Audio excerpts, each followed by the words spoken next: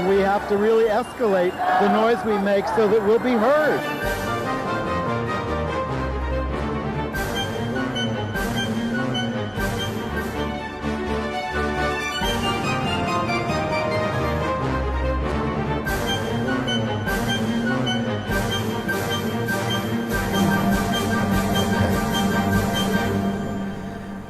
Welcome to Gay USA, an international plot to get the minds of your children. I'm Andy Humm.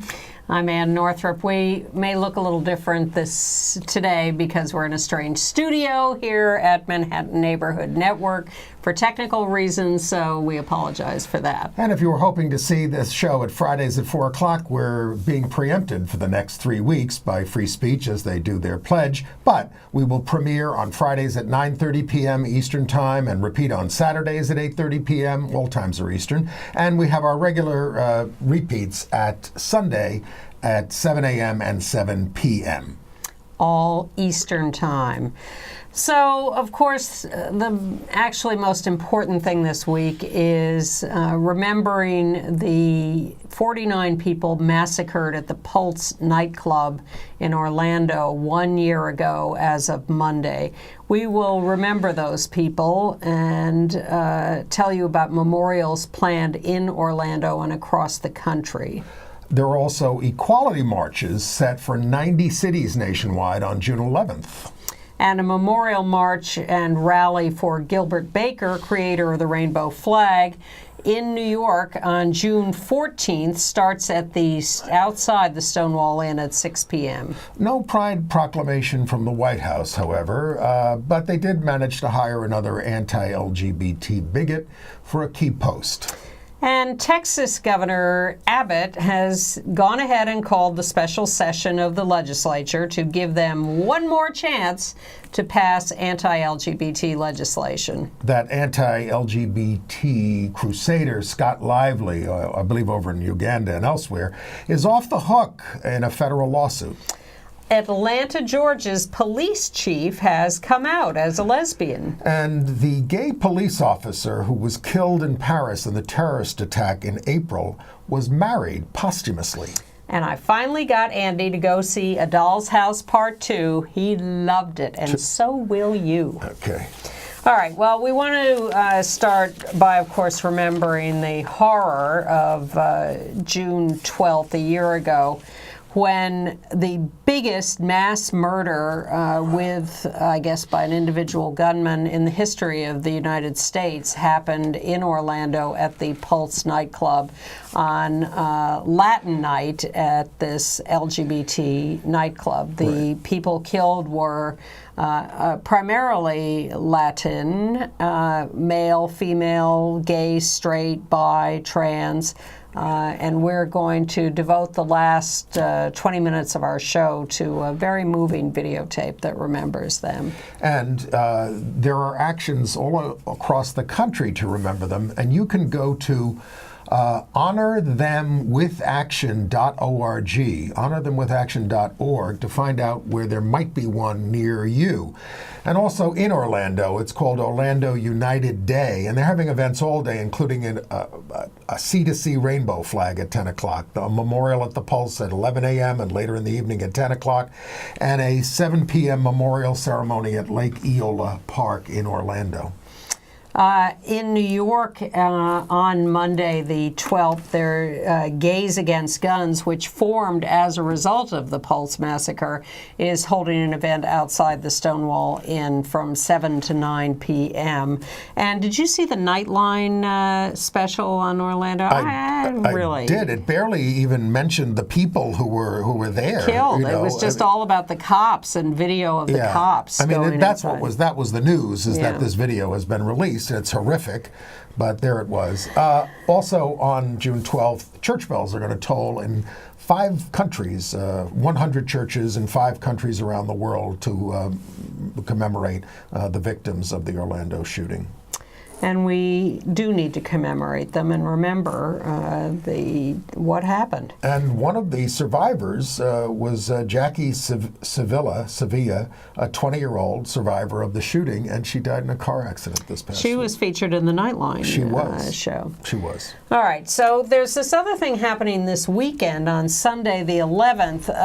It's the Equality March. It was dreamed up by one individual spontaneously.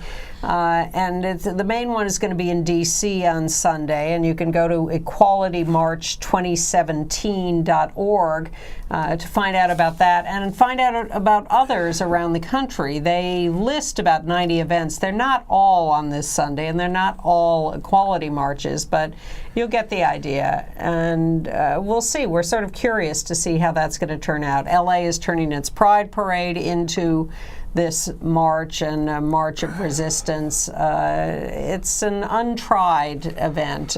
We'll see how it turns out. And there are regular LGBT Pride celebrations really all year at this point. And if you are wondering where the one is near where you live, go to gaypridecalendar.com, gaypridecalendar.com.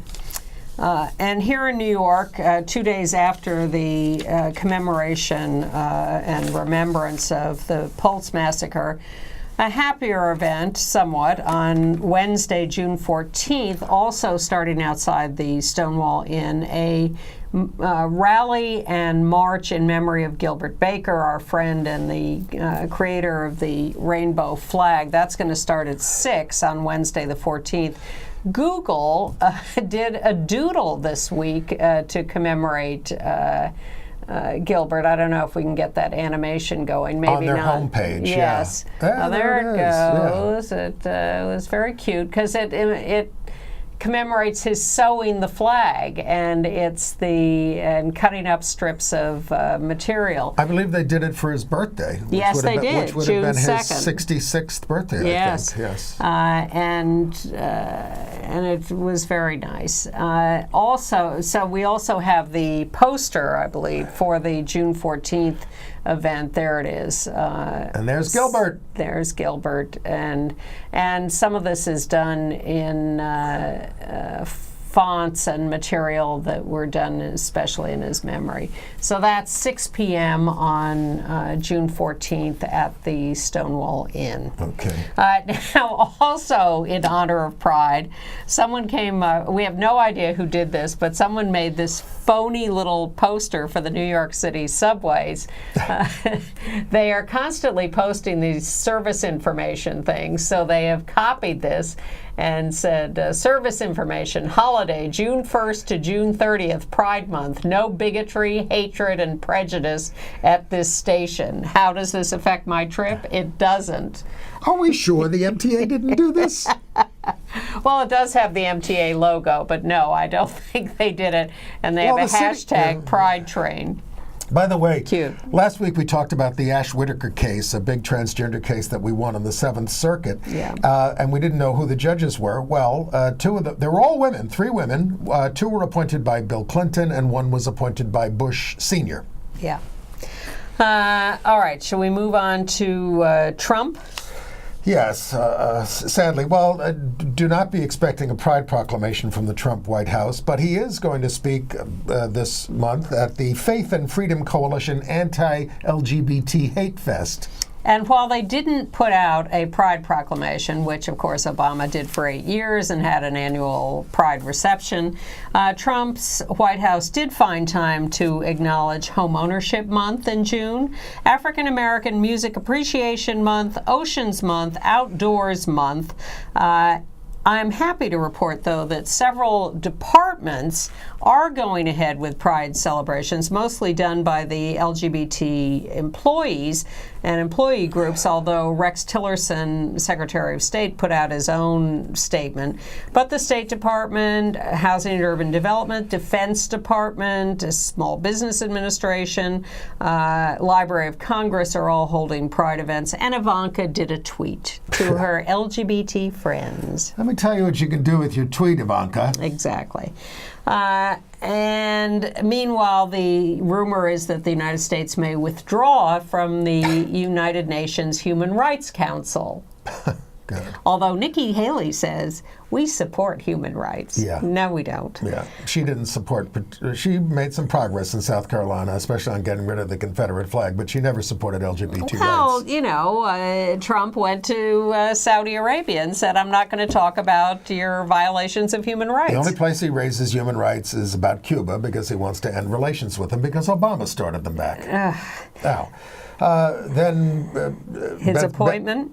Well, okay. Her name is, at HHS, he's appointed Valerie Huber, who was a part of an organization that discourages educators from affirming a transgender student's identity. She's been made Chief of Staff to the Assistant Secretary of Health of the U.S. Department of Health and Human Services. And just parenthetically, I have to say, if you haven't seen Trump's actual Rose Garden speech about withdrawing from the Paris Accords, it is one of the most shocking things I've heard him say, because he got up there and he gave the most paranoid speech about how the only reason this accord was done in the first place was to demean the United States, and they're laughing at us and they want to rip us off, and it was astonishing. Well, don't forget where we're headed here. I mean, the other thing he did this week is he essentially completely undermined his defense of the travel ban at the Supreme Court. He wants to lose that case. He wants to say the courts are totally illegitimate. Yes. He's partly said that already. Yes. But this is all by way of moving us towards a fascist state. And then we get a terrorist attack that either he allows or precipitates himself and declares martial law. And this is not beyond the realm of possibility. And the reporters sit in the briefing room and they keep asking over and over again, does he believe climate change is a hoax? That's not the right question. There's so many other questions about why he thinks, the world is laughing at us, and why he's getting up giving these paranoid statements, and why he's pulling out of all these agreements. So I'm glad the reporters are, I'm glad the Washington Post and the New York Times are coming up with information from leakers, but I'd really like them to start asking smarter questions. Now, we knew that the Secretary of Education, Betsy DeVos, won't defend LGBT rights, but she was really pressed on it by Senator Jeff Merkley of Oregon, and he, tried to get her on the record about what are you going to do about kids across the country, about protecting them, and she just kept saying on areas where the law is unsettled, the department is not going to be issuing decrees. What she promised was that the Department of Education would enforce all federal laws with local schools. But as Merkley pointed out, federal laws don't protect LGBT students, and the Trump administration has withdrawn the one Obama administration guideline on treating transgender students with respect.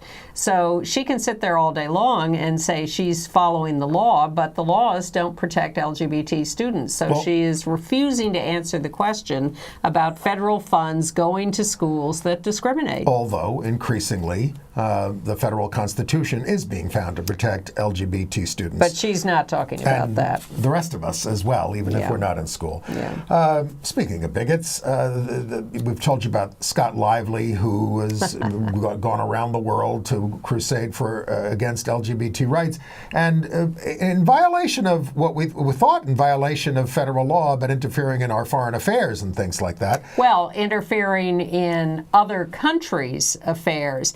And the LGBT activists in Uganda brilliantly a few years ago brought a lawsuit against Scott Lively in Springfield, Mass, under this law that says you can sue U.S. citizens if they come over to your country and interfere with your affairs there. But a federal trial judge has now dismissed the suit. They felt compelled, they don't like him, but they felt compelled to do so based on a U.S. Supreme Court decision which gave a narrow reading of the broadly worded Alien Tort Statute, which is what's at play here, enacted in 1789. But the judge gave a brilliant speech as he delivered this sad news and said, look, I can't let this suit go forward because it just is not, you just don't have enough jurisdiction. This Supreme Court case, I guess, rules. But did he violate international law? Absolutely. Did he do horrible things to LGBT people around the world? No question. I'm really sorry I have to dismiss this, but I do. Now, whether there's any appeal possible, I don't know whether they're going to pursue that. This case has been awaiting decision for several years. It was wonderful that they brought it. Humiliating to Scott Lively to have that brought in his hometown of Springfield, Mass. But no good decision at the moment. Just a good statement. The lieutenant governor of Texas is certainly pursuing anti-gay laws. They were unable to reach agreement in the Texas legislature this year, and he pressed very hard for a special session. And there is going to be a special session of the Texas legislature. Governor Greg Abbott called it. It's going to deal with a variety of issues, but he mainly wants to pass some transgender bathroom bill. It's going to be on July 18th for 30 days. Lambda Legal is threatening to sue if they pass such a bill. Yeah, well, we'll see how far they get with that.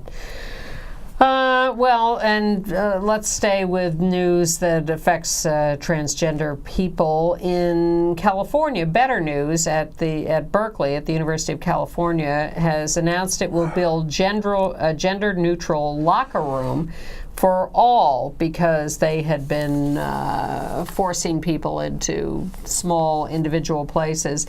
Now they will have private changing rooms, private showers, private bathrooms in this facility, but everyone will be welcome.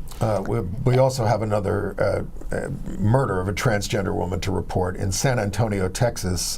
Kenne McFadden, 27-year-old, was murdered weeks ago in San Antonio, misgendered. Her body was found on April 9th in the San Antonio River, but now it has been declared a homicide. But while Texas Governor Abbott is calling this special session to try to pass an anti-trans bathroom bill, Oregon Governor Kate Brown, out bisexual, signed a gender expression and identity non-discrimination law for the state. We have a picture of the happy occasion. Yeah, if they can dig that up. We're certainly not going in order. Right. But maybe we'll have the picture of Governor Kate Brown signing the gender law. Okay. Meanwhile, in Michigan, an appeals court has said that it is okay for a health club to cancel the membership of a woman who threw a fit when she ran into a trans woman in a locker room. They were both clothed. There was nothing provocative about any of it. The judge said you didn't suffer any harm. That's right. And the health club said, because the woman went on to really trash the health club and persist in her complaints, and so the health club canceled her membership. Her trans panic defense is not working. And in Illinois, they banned the gay panic defense, 104-0 in the House, and the bill goes to the governor. Yeah. In Georgia, the Atlanta Chief of Police, Erica Shields, very casually, in an interview with a magazine, came out as a lesbian. We got a picture there? Yeah, it's a little hard to get all the pictures up, but that's okay. Okay. In California, in San Luis Obispo, a rainbow flag on a house was burned, and this was the mayor's flag. Turned out it was the mayor. And mayor's house. Well, the mayor has spoken up for LGBT rights, and controversially there, and, because there was a teacher there in the school district who said gays deserve to die because it's in the Bible. And that teacher has been dismissed, but there's backlash there.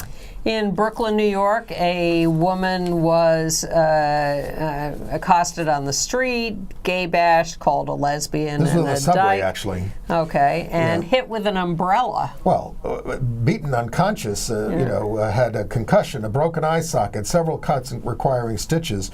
But the story is that they arrested this guy and they released him without bail. I mean, I'm not for overbearing bail, because it's unconstitutional. When someone is randomly attacking people on the street, you would think that there would be some attempt to do something. In Austin, Texas, an iconic local trans performer, Christy Long, was raped and beaten with a hammer on the back of the head. Had to crawl out of her home, barely survived. Can we give them a better story? How about those sprinters at the University of Minnesota? Yeah. Do we have a picture of these guys? There they are. There they are. Brad Newman of Pashigo, Wisconsin, and Justin Raybon of Milwaukee posing for a track meet. They've come out and they're partners, and it's all beautiful. Very cute, and everybody's very happy. You know, they said the reason they came out is because, you know, they witnessed what happens, the anti-gay bullying that goes on, and they didn't feel that they could be silent. That is correct. Well, also not silent are a couple of NFL football teams.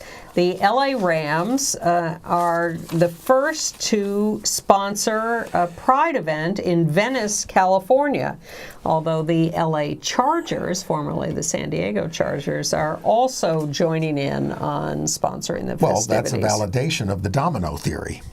Exactly. One does it, and then they all want to do it. Well, two of them at least. Mitchell Gold and his Faith in America crowd are going to Phoenix, Arizona next week to confront a big Southern Baptist convention. They are taking medical professionals, religious people, a whole panoply of experts to try to talk to the Southern Baptists and convince them rationally to give up their anti-LGBT ways. They want them to stop saying it is a sin. It's not just a matter of tolerance or stop your anti-gay bigotry, but stop saying it's a sin. They want real fundamental change. Well, we would like some fundamental change in Nebraska because there's an 8-year-old girl there. An 8-year-old girl who's a star soccer player. She plays with older kids because she's so good.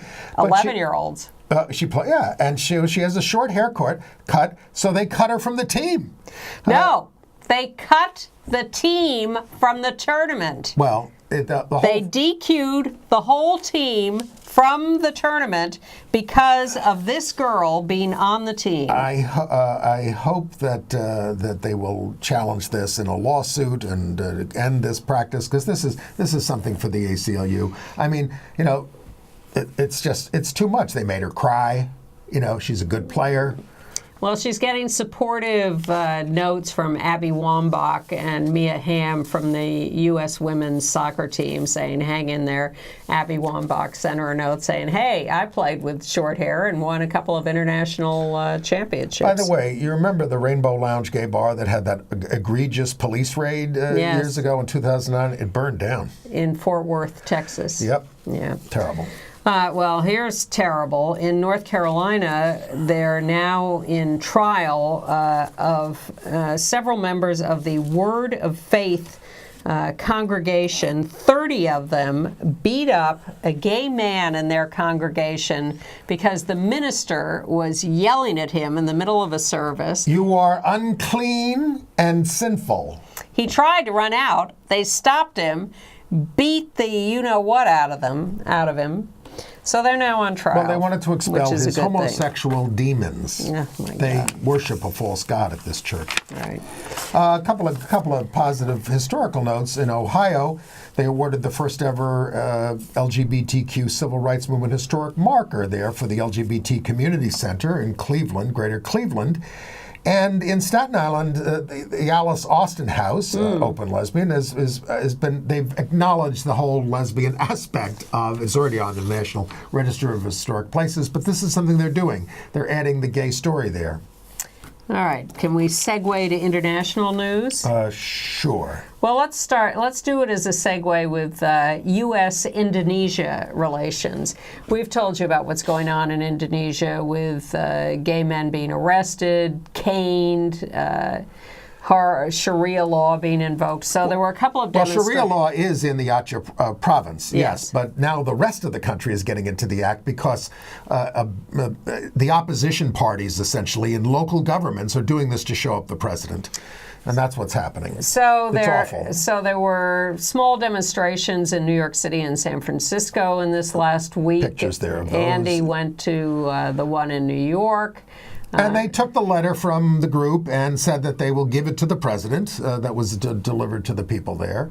That's the group in New York. They're at 5 East 68th Street. And then there was another one in San Francisco, which was more of a press conference. And they had a dialogue with the consular official, Michael Petrellis there, talked to them.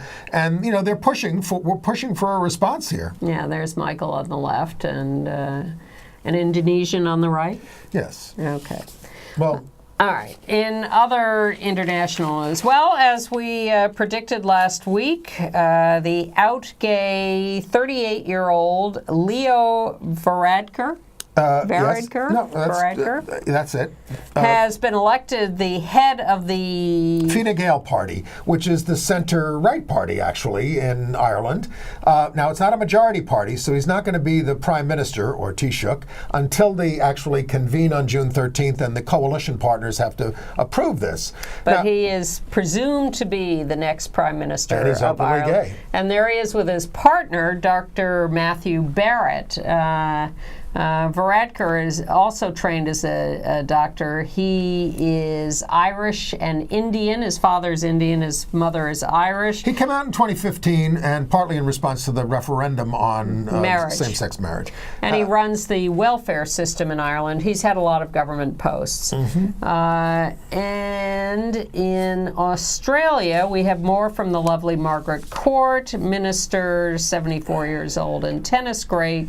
She blames the rich U.S. gay lobby for trying to convert children to homosexuality. She called homosexuality lust for the flesh, and she said, I was 90 to 95% in the spirit, but some of what I said was in the flesh.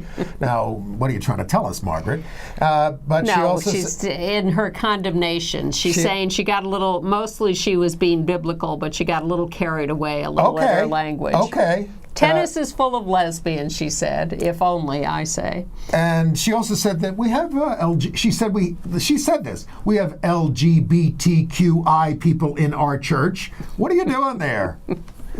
She also, it turns out, was very in favor of South African apartheid in the 1970s. She said they really got it right there. And apropos of my quote at the top of the show, she said, the whole thing is a plot in our nation and in the nations of the world to get the minds of the children. But we got support from John McEnroe, who said, this is all absolute horrible nonsense. And he didn't used to be so good on gay stuff. Well, he is now. And yes, he is. He said, when marriage equality is legalized in Australia, I'm going to get my friend Elton John, and we're going to hold a mass same-sex wedding for hundreds of people right in Margaret Court Arena. And the actor Hogan came out for this, and he's an icon. Paul Hogan, he's an icon in Australia. Well, in other marriage news, President Michelle Bachelet in Chile has promised to go ahead and push for a new marriage law. And in Malta, the re-elected prime minister is also promising a marriage bill. And in Cambodia, there's a call to legalize gay marriage from 40 civil society groups and trade unions. They want to follow the lead of Taiwan, which hasn't completely happened yet, but is happening. First couple married in Bermuda, a lesbian couple. The men who brought the lawsuit actually got married in Toronto. Well, and in France. Yes, we had a posthumous marriage. Yeah. I told you the horrible story of the out gay police officer, Javier Jugelet. He's in the picture there on the right, that the memorial service was killed on April 20th in a terrorist attack, and his partner, Etienne Cardi, spoke movingly at this service. And so they have given them this is allowed in France, a posthumous marriage, I assume, so that he can... If your plans to marry were interrupted like this, and there was clearly a sincere plan to marry, the country will allow you to conduct a posthumous marriage. And ex-President Hollande showed up at the service, and it was all very moving. As did the mayor of Paris. And in lighter partnership news, in the Netherlands, a pair of longtime partners, gay vultures, have been given credit for hatching an abandoned egg and nurturing the chick. It is apparently not uncommon. Although LGBTQ advocates in China were forced to cancel a conference. They were told by authorities. They were told that they were detained for 8 hours for trying to organize. The authorities took their phones, demanded their passwords, the speaker lists. And how about Nigeria, where a very prominent writer, Mr. Obi, 24 years old, he wrote an essay called "We're Here, We're Queer, We're Here." I don't know that he's gay himself, but he wrote this essay in the paper. He was kidnapped over this. And Death threats. They don't know if a ransom was paid, but he finally got out a few days later. He was released. In Bulgaria, they're holding a pride parade this weekend in Sofia, and the anti-gays are showing up to protest. Could be a little dangerous there. But my favorite story of the week is that the Malaysian Health Ministry is offering $1,000 for the best video on how to prevent homosexuality. It's just insane. I mean, obviously the Health Ministry is the one holding this contest. And I think we'll skip the Russian video because we don't have time for that. But Human Rights First put out a video of Russian lesbians who have gotten asylum here. That's a couple of minutes. If you go to Human Rights First, you can see that video. And there is going to be a march in solidarity with our Chechnyan brothers, mainly brothers and sisters who live there, who are being persecuted. It's going to be June 11th, noon to 2 p.m., Christopher Street Pier to Union Square. In Canada, where they have just for the first time raised the rainbow flag at Parliament, they want to acknowledge and compensate all the gay people who were thrown out of the military over the years. Well, they don't have good records on the, they don't have a computerized way of just pulling up who was discharged. They may have to go through every single person's record in the Canadian military to figure out who was discharged for homosexuality, and they may actually sit down and do that. Okay. In Poland and Warsaw, estimates vary from 13,000 to 50,000 showed up at the Equality Parade. The conservative government is anti-partner rights, but 40 embassies from around the world showed up to attend the Equality Parade. We are making progress. Yeah. Here, there, and everywhere. Okay. And there was controversy at the Celebrate Israel parade in New York City, where there was an LGBTQ contingent, but there were anti-Israel, because of what they do to Palestinians, queers in that contingent, and it became a clash, and it's not an easy thing. There is no peace in the Middle East. No, or in New York City over this. Okay. HIV/AIDS news. We're calling it HIV/AIDS news because a viewer suggested to me we should call it HIV instead of AIDS, and because the government has changed its website from AIDS.gov to HIV.gov. And we do talk about other health issues, and according to the National Center for Transgender Equality, they did a survey. A third of transgender and gender nonconforming people have experienced discrimination at the doctor's office, including being denied treatment for broken bones. Just, unbelievable. At the request of activists, Hong Kong will reconsider its ban on gay men's blood donations. It's the student Christian movement that's demanding this. They held a demo there. They say it's unfair to homosexuals that HIV is transmitted through unprotected sex, and this is discriminatory. Now, all they're asking is that they conform to what a lot of countries are changing to, which is a 1-year ban on gay men donating, no sex for 1 year before they're allowed to donate, which is also inappropriate. Our pal Linda Villarosa has a big article in the Times Magazine that you can read online, NewYorkTimes.com. Coming up in this Sunday's New York Times. Well, it's out already. It's called America's Hidden HIV Epidemic Among Gay and Bisexual Men of Color, especially in the South. She was here a couple of months ago as part of a panel discussion, and she told us that she'd been spending her time in Mississippi investigating HIV among gay black men there. And this is the lengthy report on what she found. It's a very discouraging story. All right. But that's this Sunday's New York Times Magazine. Okay, we've got about 5.5 minutes before we get to our last things.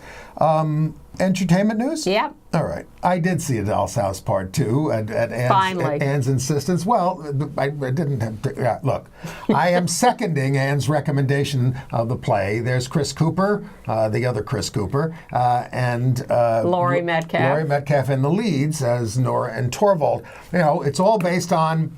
She walked out on him 15 years ago, shut the door behind her, left her kids behind. What happens when she shows back up 15 years later? It's an imagination of it, and it's an intelligent play. It totally engages you, and it's hilarious. It is hilarious. Laurie Metcalf is amazingly hilarious. And folks, it has been extended until January 7th. You know, an old high school friend of mine was in town this weekend visiting, and I told her to go see it. And she admitted to me over dinner that she had thought to herself, well, I don't know, Northrop, she's such an intellectual. Well, I don't know if I can go see a play that she recommends. I mean, this woman's a lawyer. I am an intellectual. But she went to see it, and she admitted this to me because she loved the play and realized it was a comedy and clever and terrific. It's more than a comedy. I mean, it's got a lot of issues, and it makes you think, and you'll come out arguing about things, especially about marriage. And it has so many twists and turns. It does. You think one thing and then another. And all 4 actors are nominated for Tony Awards this weekend. As is the play. Yeah, the Tonys are this Sunday. So Jane Howdy-Shell, who plays the nanny, Anne-Marie, and Condola Rashad, who plays the daughter, they're all terrific. Not extended to January is the show we've been recommending to you for months at the Japan Society, which closes this weekend on June 11th. A third gender, beautiful youths in Japanese prints. Our associate producer, Bill Ballman, has been back to this several times and to panel discussions and stuff, and he's just crazy about it. Highly recommends it. So you can go to japansociety.org for all the details on where it is and how to see it. They're holding this Friday a third gender pride ball. So japansociety.org for all of that. Highly recommended. On Sunday at 10 p.m. on the Smithsonian Channel, or maybe it's Saturday, well, check it out, My Big Bollywood Wedding, which includes several couples, including a lesbian couple.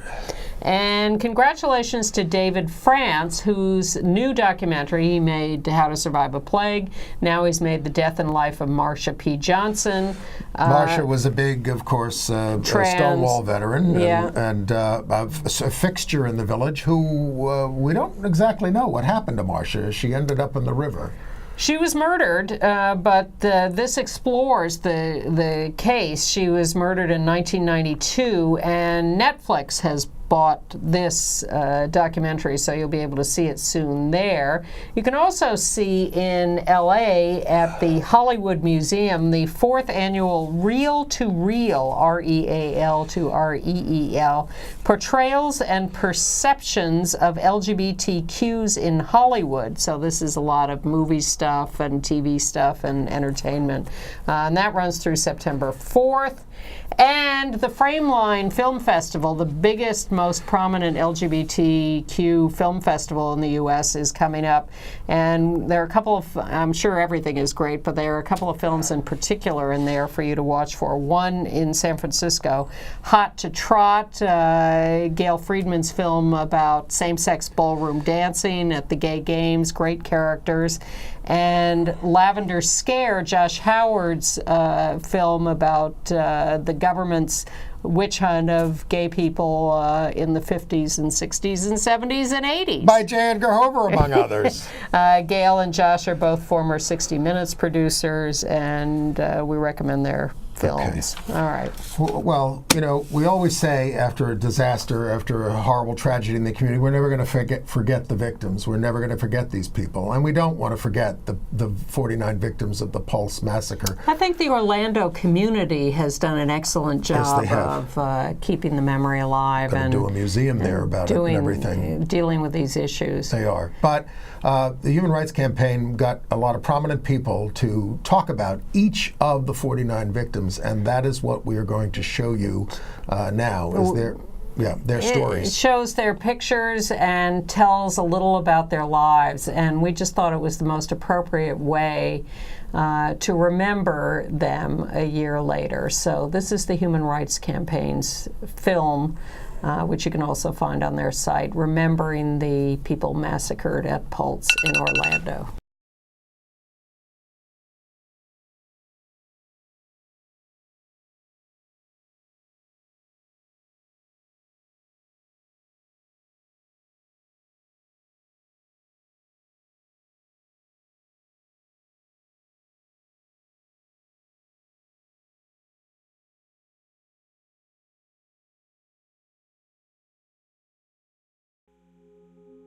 John Carlos Nieves Rodriguez, 27 years old.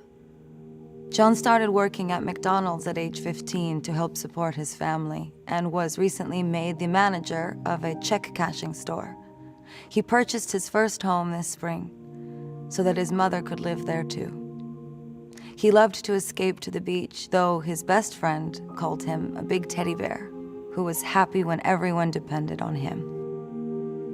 Stanley Almodovar III, 23 years old. Stanley was a pharmaceutical technician who kidded that the drug life chose me. He always loved to change his hair color and style almost as much as he loved flirting with the camera. He once proclaimed, "Yes, I wear makeup, and I'm still a man about it." Dianca Deidre Drayton, 32. Dee Dee was an employee of the Pulse Nightclub who had overcome struggles like a long-ago car accident and a more recent bout with drugs. She resumed attending church and writing poetry. Luis Daniel Conde, 39 years old. Luis shared much with his partner in love and business, Juan Pablo Rivera Velasquez. They even went to the same Puerto Rican high school. At their salon, shy and affectionate Juan Pablo created hairstyles, while gregarious Luis touched up clients' makeup and turned up the techno music. Juan Pablo Rivera Velasquez, 37 years old. Juan owned a hair salon together with his partner, Luis Daniel Conde. The salon had a loyal client base and occasionally offered free services to victims of domestic abuse. He and Luis were together for 16 years and died together at the club. Javier Jorge Reyes, 40 years old. Javier loves selling the latest fashions and accessories at Gucci, and the company has arranged for his body to be sent back to Puerto Rico. He playfully reimagined his name on Facebook as Harvey George Kings, and his pregnant friend recalled how he had an uncanny knack for making her baby kick. Shane Evan Tomlinson, 33 years old. Shane wowed crowds as the lead singer of a cover band called Frequency. He posted on Facebook about his own anxiety after another performer, Christina Grimmie of The Voice, was gunned down in Orlando the night before. Luis Daniel Wilson Leon, 37. Danny liked to wear black and grow his sideburns long in his small town in Puerto Rico. He encountered many bullies and moved to Florida on his own. He fell in love with John Carlos Mendez Perez after they met at Perfumania, and the fragrance that started the romance was called Declaration by Cartier. Jean Carlos Mendez Perez, 35 years old. Jean sold fragrances at a Perfumania outlet. He later saw one appreciative customer who had taken his recommendation at a club, and the two began an 8-year relationship. Jean and Danny Wilson Leon died together at Pulse. Alejandro Barrios Martinez, 21 years old. Alejandro left his native Cuba in 2014 and was still perfecting his English. His mother was granted, through a letter to the new U.S. Embassy in Havana, a humanitarian visa to reclaim his body. Brenda Lee Marquez McCool, 49. She was a loving mother to 11 children. She survived cancer twice. She loved salsa dancing, which she was enjoying with her gay son, Isaiah, whom she shielded from the gunfire. Christopher Joseph Sanfelice, 24 years old. Chris was a personal banker at J.P. Morgan Chase, visiting Orlando from Tampa. He was an excellent dancer who taught his friends how to do the bachata. Frankie Jimmy de Jesus Velasquez, 50 years old. Jimmy was a visual merchandiser at Forever 21, and he joked that he was older than the demographic. In his younger days, he traveled the world as a professional jibaro dancer. Juan Chavez Martinez, 25. Juan impressed his bosses as a housekeeping supervisor for resorts. He was one of 3 Mexican citizens who died at Pulse. They were all later honored by their homeland's government. Gerald Arthur Wright, 31 years old. Jerry loved both cats and dogs. His own canine was called Rusty. He had a quiet and kind personality that suited his Disney workplace, where he was assigned to a position on Main Street in the Magic Kingdom, and before that, Tomorrowland. Antonio Brown, 29 years old. Antonio, an alumnus of Florida A&M, handled human resources at a Lowe's store. In college, he joined the ROTC program and later served a year-long tour of duty in Kuwait. In 2012, the Army awarded him the rank of captain. Miguel Angel Oronato, 30 years old. Miguel, who came to the United States from Mexico at age 4, was a soccer fan and a catering company manager. He leaves behind his 3 sons, who were 15, 2, and 1. He recently organized a Ferrari-themed birthday party for his youngest. Anthony Luis Loreno Disla, 25 years old. Anthony moved from Puerto Rico 3 years ago to become a choreographer. He showed a talent for dancing by age 10 and became a master of many styles: ballroom, tango, salsa, and mambo. KJ Morris, 37 years old. KJ worked as a bouncer at Pulse and had moved from Hawaii in April to help her mother and grandmother. She loved drag performances, college basketball, and MMA fights. Edward Sotomayor Jr., 34 years old. Edward made it his mission to open the doors for gay Americans to travel the world, and recently coordinated the first ever gay cruise to Cuba. He had a signature accessory, his prized black top hat. Frank Hernandez, 27 years old. Frankie managed a Calvin Klein store and lived for fashion. He was planning to go to a pride celebration in New Orleans. He liked to show off a tattoo on his forearm that read, "Love has no gender." Akira Monet Murray, 18 years old. Akira was on vacation after her graduation from a Philadelphia Catholic high school. She was 3rd in her class. She led the Lady Spurs basketball team with more than 1,000 points and earned a full college scholarship. She was the youngest of the victims. Joel Rayon Panayawa, 31 years old. Joel found work on construction sites and sent portions of his paycheck home to relatives in Mexico. A loyal churchgoer, he came to America because his cousin said there was a lot of crime, violence, and death where he grew up. Jonathan Antonio Camuy Vega, 24 years old. Jonathan was an assistant producer on La Voz Kids, Telemundo's singing competition show for young viewers. He died, according to investigators, after standing between the shooter and his friend Mary, who was the mother of a newborn. Gilmari Rodriguez Sullivan, 24 years old. Mari planned this Saturday night out with friends, a treat after she gave birth to her second son 3 months ago. She steered everyone towards a gay club to avoid the kind of violence that had recently occurred at another local club. Geraldo Ortiz Jimenez, 25 years old. Geraldo, who liked to be called Drake, saved up for his trip from Puerto Rico to Orlando, all to see his pop idol, Selena Gomez, perform in concert the night before the shooting. He was working towards his college degree with big dreams and an optimistic outlook. Gilberto Ramon Silva Menendez, 25 years old. Gilberto was an only child who left Puerto Rico 3 years ago. He was completing his studies in healthcare management, and the dog show community saluted him as one of our own. His favorite breed was a Saint Bernard. Mercedes Marisol Flores, 26 years old. Mercedes moved far from her home in Queens to study literature at Valencia College. She had a love of music fostered by close family members who are DJs.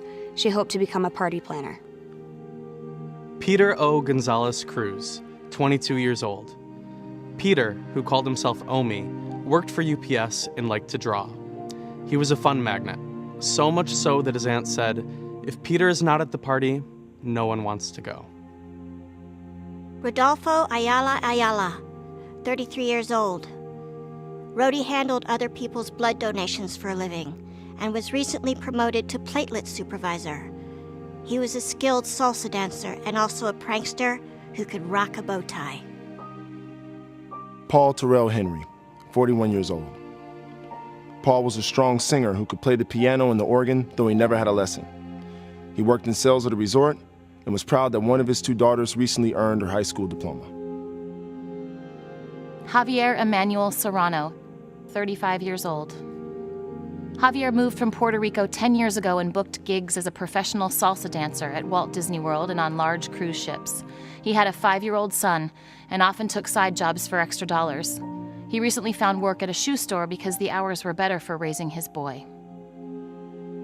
Tevin Eugene Crosby, 25 years old. Tevin was a young business owner of a Michigan-based marketing company with 20 employees. He spread enthusiasm and inspired ambition among his colleagues with motivational memes and the hashtag #LoveMyTeam.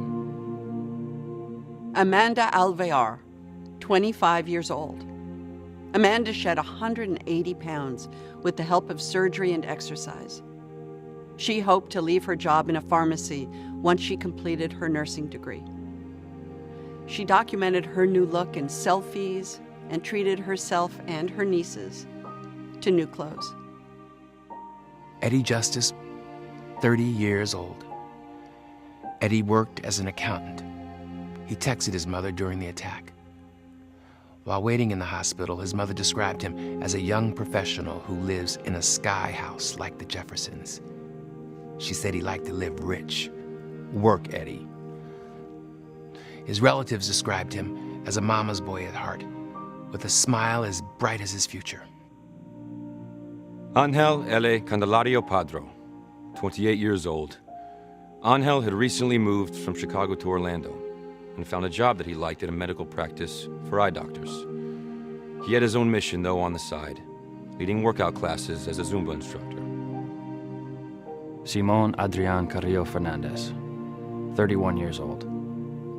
Simon boosted the morale at the McDonald's that he managed by bringing his colleagues cakes on their birthdays. Born in Venezuela, he had just traveled to Canada with his partner, Oscar Aracena Montero. They stopped to see Niagara Falls. Oscar Aracena Montero, 26 years old. Oscar, a business student, recently returned home from a Canadian vacation with his partner, Simon, who also died at Pulse. Last year, the two chose 3 chihuahuas to liven up the house that they'd bought together. Jason Benjamin Josephat, 19 years old. Jason was studying computer science at Valencia College. He developed passions for photography, hip-hop dance, and gymnastics. And his high school classmates recalled he would playfully challenge his fellow members of the cheer squad to tumbling contests. Leroy Valentin Fernandez, 25 years old. Roy recently moved to Orlando to care for his mother and took a job as an apartment rental agent. His coworkers recalled that he liked to blast Adele songs in the office. In his spare time, he choreographed original drag routines with many set to Beyoncé and J-Lo tracks. Enrique Rios, 25 years old. Enrique was a faithful churchgoer, nursing student, and elder care social worker. He lived with his grandmother in Brooklyn. He could dance the bachata and the soca. He was on vacation in Orlando to celebrate a good friend's birthday. Daryl Roman Burt II, 29 years old. Daryl administered financial aid to military students at a Jacksonville college. A former McDonald's manager, he just completed his master's degree in human resources management and was celebrating at Pulse. Corey James Conal, 21 years old. Corey balanced his studies at Valencia College with his job at a public supermarket. He was working toward a goal, to join the fire department. After his passing, fire officials made him an honorary firefighter. Martin Benitez Torres, 33 years old. Martin was newly enrolled as a pharmacy student in Tampa.